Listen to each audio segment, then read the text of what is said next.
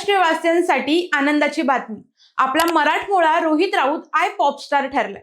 मराठी संगीत क्षेत्रातील प्रसिद्ध गायक रोहित राऊतने अमेझॉन MX प्लेअरच्या पॉपस्टार या म्युझिक रियालिटी शोच्या पहिल्या सीझनचे विजेतेपद नावावर करत मराठी संगीत क्षेत्रात मानाचा तुरा रोवला आहे। यामुळे रोहितची ओळख आता पॉपस्टार म्हणून झाली आहे।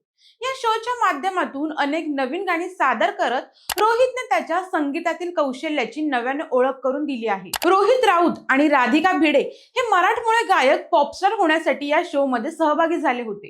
हे दोघंही अंतिम फेरीपर्यंत पोहोचले, मात्र टॉप 2 मध्ये केवळ रोहितची वर्णी लागली। यामागे अजून एक कारण आहे, ते म्हणजे रोहितचा दांडगा अनुभव। परमिशच्या टीम मध्ये असलेला हा पॉपस्टार लिटिल चॅम्प्स पासून राष्ट्रीय स्टेज पर्यंत प्रवास करून आलाय।